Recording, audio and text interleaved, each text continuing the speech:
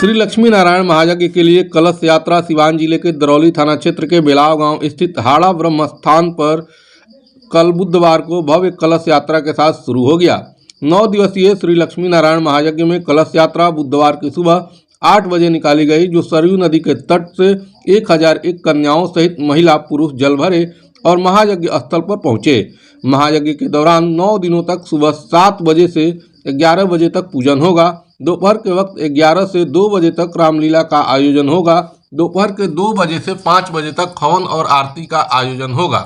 शाम 4 बजे से 7 बजे तक प्रवचन और रात 8 से 12 बजे तक रासलीला का आयोजन किया जाएगा। वाराणसी से पधारे यज्ञाचार्य पंडित हरेंद्र द्विवेदी की अगुवाई में 9 दिवसीय श्री लक्ष्मी नारायण महायज्ञ संपन्न करवाया जाएगा। इस मौके पर आचार्य हरेंद्र द्विवेदी ने बताया कि आज के इस समय में आपसी द्वेष को मिटाने के लिए यज्ञ ही एकमात्र विकल्प बचा है।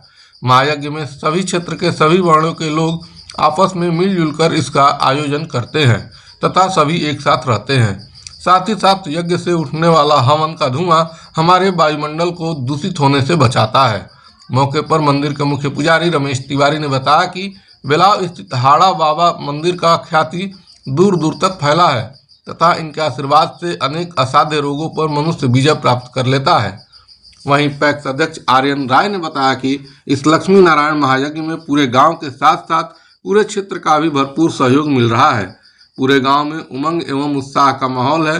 सभी स्थानीय लोगों से अपील है कि अधिक से अधिक संख्या में इस यज्ञ में भाग लेकर पुण्य के भागीदार बने तथा शांतिपूर्वक कथा, रामलीला व रासलीला का आनंद लें। इस दौरान अखिलेश चांडिल्य, चंद्रभान द्विवेदी और विजय लक्ष्मी शुक्ला प्रवचनकर्ता की भूमिका में होंगे। महायज्ञ की तैयारी में ब्रह्मचारी राय, ललन राय, आचार्य अनूप तिवारी, राजन तिवारी, रामेश्वर तिवारी, रामायणमणि तिवारी, जितेंद्र राय, गुड्डू भगत, आर्यन राय, अनिल राय, चंद्रमा चौधरी, पृथ्वीनाथ शर्मा आदि लोग जोर शोर से लगे हुए हैं। जो है कार्य है, माने यज्ञ सब मिला जुला करके सभी वर्णों को जोड़ने का काम करता है। अच्छा बाबा, ये बताइए कि आज के युग में जहाँ चारों तरफ लूट खसूट मार काट मचा है, इस समय में यज्ञ का कितना महत्व है? इस समय में यज्ञ का महत्व बहुत है। यज्ञ ही जोड़ने का काम करेगा। लेकिन अगर सात्विक यज्ञ हो तो, अगर यज्ञ शास्त्र सम्मत है, यज्ञ अगर शास्त्र के अनुकूल है तो चारों वर्णों को आज भी जोड़ने का काम करता है। जैसे पत्तल हमारे यहाँ मुसहर से आता है, ब्राह्मण बुलाए जाते हैं। लोहार जो है वो पीढ़ा पाटा चौकी देने का काम करता है। पंसारी जो है वो हमारे यहाँ हर प्रकार के जो बर्तन है उनको देने का काम करता है। नाऊ का भी काम पड़ता है, जो अभी बाल बनाया। तो सब मिला जुला करके बांटने वाले कोई दूसरे हो सकते हैं, जग नहीं हो सकते। माने जग जोड़ने का काम। हाँ, जोड़ने का काम करता है। सात्विक यज्ञ हो तो, जैसे इस प्रकार के इस परिवेश में आजकल हमें देखने को मिलता है कि जिसकी इच्छा होती है मंडप पे पहुंच गया, जिसकी इच्छा होती है हवन करा दिया। तो ऐसा नहीं है। यज्ञ एक विधि विधान से किया जाता है। यज्ञो वै श्रेष्ठतमम कर्म लिखा है। यज्ञ श्रेष्ठतमम कर्म है, इससे बड़ा कोई कर्म नहीं है। और दुनिया में सबसे बड़ा कर्म यही होता है जो सभी जीवों का कल्याण करे। अच्छा, एक बार बेलाव गांव की जो जनता है, हजारों की संख्या में लोग यहाँ कलश लेकर आए हैं, उनके लिए क्या कहें? जी, बेलाव गांव की जनता के साथ साथ क्षेत्र की जनता का भी इसमें उत्साह है। केवल बेलाव का ही जनता इसमें नहीं है, आसपास के जितने भी गांव हैं, क्षेत्र हैं, सब उत्साहित हैं। और बेलाव से लेकर के और सरयू के किनारे तक बिना जूता चप्पल के, बिना उपाना के ये पैदल आए हुए हैं। ये सबसे बड़ा जो है हमारी श्रद्धा की एक पराकाष्ठा हो सकती है। परिचय बता दीजिए। मैं आचार्य हरेंद्र द्विवेदी वाराणसी से आया हूँ। मैं जग का आचार्य हूँ। 2 यज्ञ का आज कलश यात्रा है। हजारों की संख्या में श्रद्धालु हाथ में कलश लेकर आए हैं। आप भी इन लोगों के साथ आए हैं, कैसा माहौल है, कैसा महसूस कर रहे हैं? सबसे पहले आपको हृदय से बधाई, और आपके जितने भी दर्शक हैं सभी को बधाई, और हमारे क्षेत्र के सभी मतदाताओं और हमारे सनातन भाई बंधुओं और माताओं को बहुत बहुत हृदय से बधाई, आभार। आज बड़ी ही खुशी की बात है कि हम सब यहाँ सरयू तट पर एकत्रित हुए हैं और वह भी जल भराई हो रही है। हमारे जिला परिषद क्षेत्र हैं वो बेलाव पंचायत से और चकरी पंचायत के गढ़वार से जब हो रहा है तो इसमें से सभी लोग हमारे क्षेत्र के मतदाता आए हैं जो सनातन हैं, सनातन धर्म के रखवाले हैं। नेताजी, बड़ा चुनाव का मौसम है, 2025 है, शुरुआत है, लास्ट में चुनाव होना है, आप भी चुनाव मैदान में प्रयास में हैं, क्या कहेंगे इस पर? देखिए, सबसे बड़ी बात यह है कि आज हम लोगों की सनातन धर्म से संबंधित अपना यज्ञ होने जा रहा है, उसमें हम लोग एकत्रित हुए हैं और मैं समझता हूँ कि आज इस राजनीति की यहाँ पर कोई आवश्यकता नहीं है, लेकिन फिर भी आप कह रहे हैं तो मैं बता दूं कि बहुत से बातें हैं कि कहा जाता है कि धर्म को राजनीति से और राजनीति को धर्म से नहीं जोड़ना चाहिए, सच्चाई है, लेकिन कहीं ना कहीं से आती है जिस पर आप भी चर्चा कर रहे हैं और हम भी मजबूरन बात आज के समय में दोनों एक से दूसरे से जुड़ा हुआ है तो मैं मानता हूँ, लेकिन फिर आज हम सभी जो देखिए आज भारतीय जनता पार्टी एनडीए गठबंधन के साथ साथ अन्य जो सनातनी हैं सभी लोग आए हैं और आज कोई यह मैं बता दूं कि कोई पार्टी और सब तो रह ही नहीं गया है, न पंचायत में रह गया है, न प्रदेश में रह गया है, न देश में रह गया है, सभी लोग सनातनी हो गए हैं और सनातन धर्म के रखवाले सनातन के लिए सब कुछ करने पर तैयार हैं।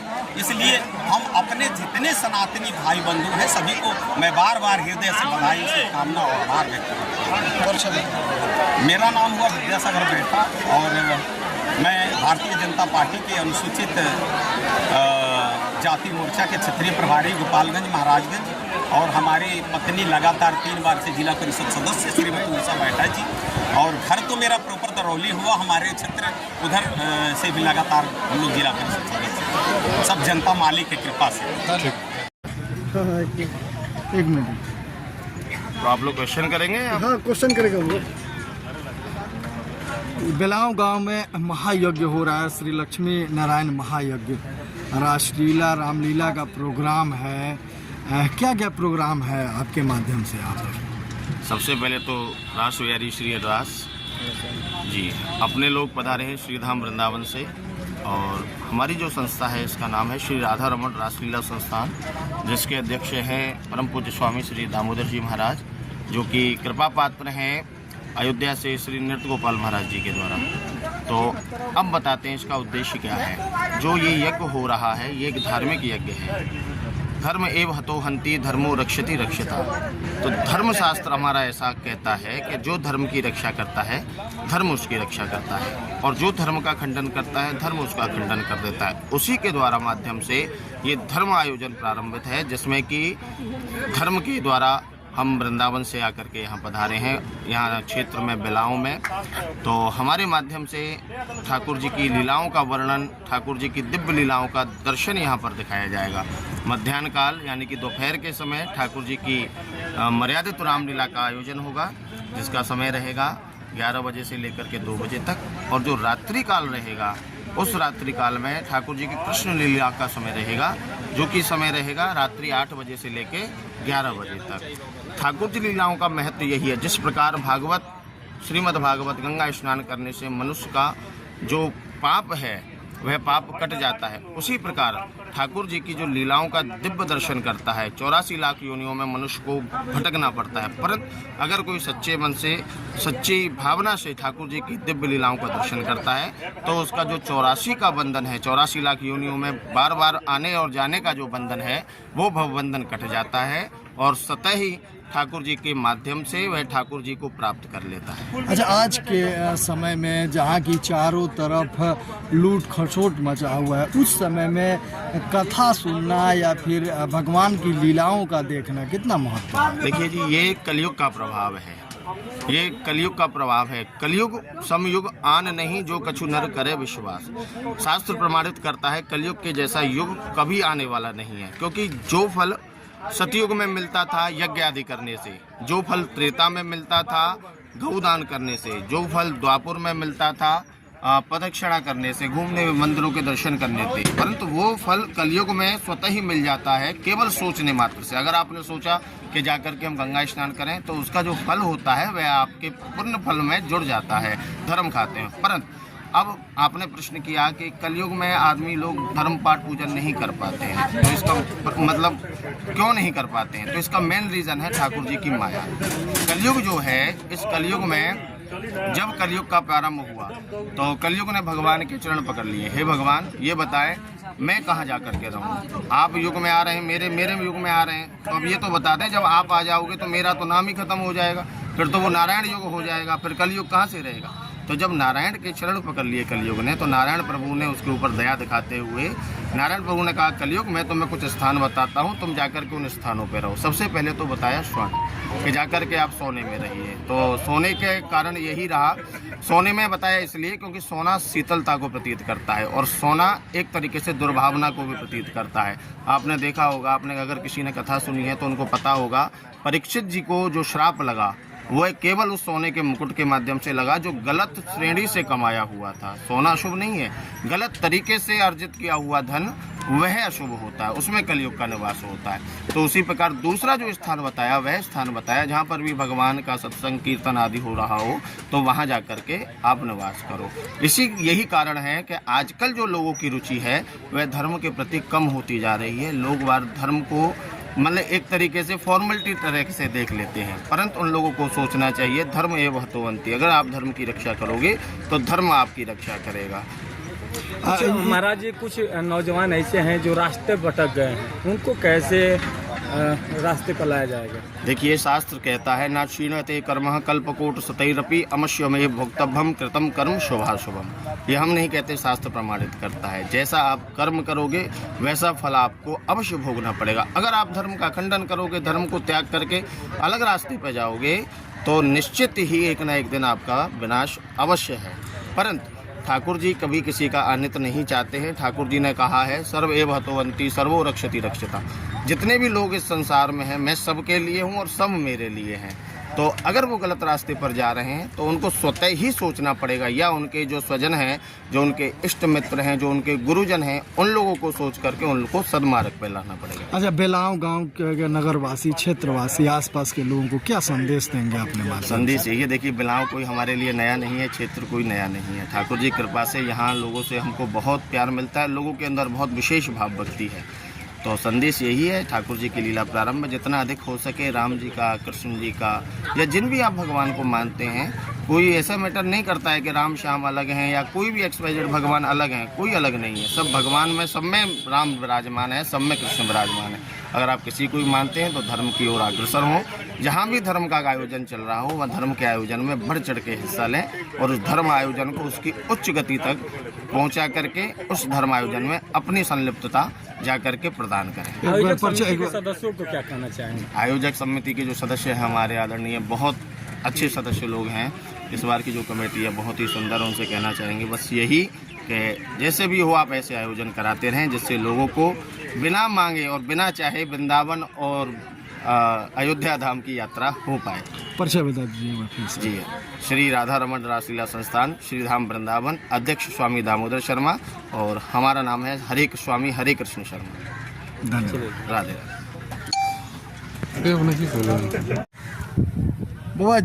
महायज्ञ हो रहा है, श्री लक्ष्मी नारायण महायज्ञ श्री हांडा बाबा, श्री हाड़ा बाबा जी के स्थान पर, और हजारों की संख्या में देखे कि श्रद्धालु लोग गए थे कलश यात्रा लेकर दरौली जी। क्या कहेंगे यहाँ के स्थानीय श्रद्धालुओं के बारे में? श्रद्धालुओं के बारे में बहुत हार्दिक उत्सुकता है। सब लोग बहुत श्रद्धा से, उमंग से, स्नेह से, सब लोग, सब वर्ण के लोग जो है इसमें सम्मिलित हुए हैं, सब श्रद्धा से गए हुए थे। श्री हाड़ा बाबा के महिमा को बताइए। हाड़ा ब्रह्म की महिमा बहुत अपरंपार है। ये बहुत, यहाँ पहले के समय में यहाँ लोग माने कोढ़ी टाइप के लोग आते थे, वो भी यहाँ से सुबरोड़ होकर के जाते थे। हाँ, इनकी माया बहुत है। कहाँ कहाँ से लोग आते हैं यहाँ पर? यहाँ बहुत दूर दूर से लोग आते हैं। तो इनके मंदिर का नव निर्माण हुआ है या फिर? नहीं, बहुत प्राचीन है जी। सौंदर्यीकरण कराया गया? हाँ, ब्रह्मचारी बाबू के द्वारा समस्त ग्रामवासी सौंदर्यीकरण कराया गया, सहयोग, सारे ग्राम वालों के सहयोग से इसका सौंदर्यीकरण कराया गया है। कितने दिन तक यज्ञ चलेगा? ये 9 दिन तक चलेगा। जो गांव के लोग हैं कितना सहयोग कर रहे हैं आसपास के क्षेत्र? हार्दिक पूरा सहयोग सहयोग है 100% पूरा हर वर्ग का। अपना परिचय बता दीजिए। ये यहाँ हम पुरोहित हैं। पंडित रमेश तिवारी, ग्राम बिलाव, यहीं के हम पुजारी हैं। ठीक, यहाँ तनी आगे लिए बहुत बहुत।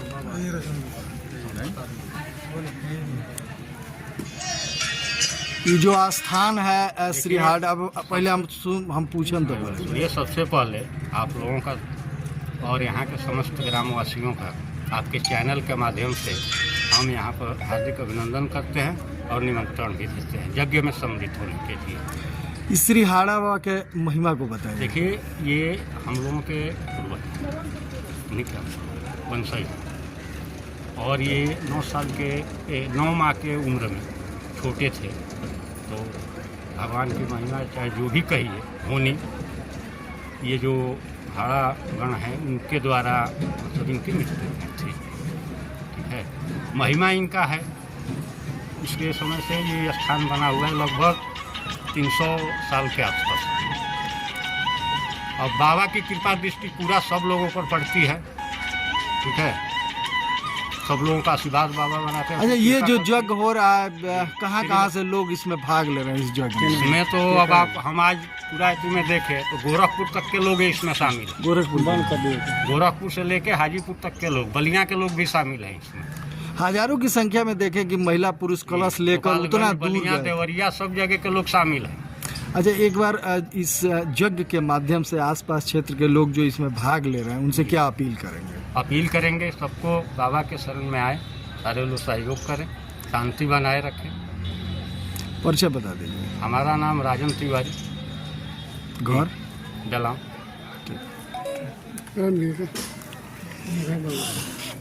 देखिए थोड़ा पॉकेट में मिल जाएगा।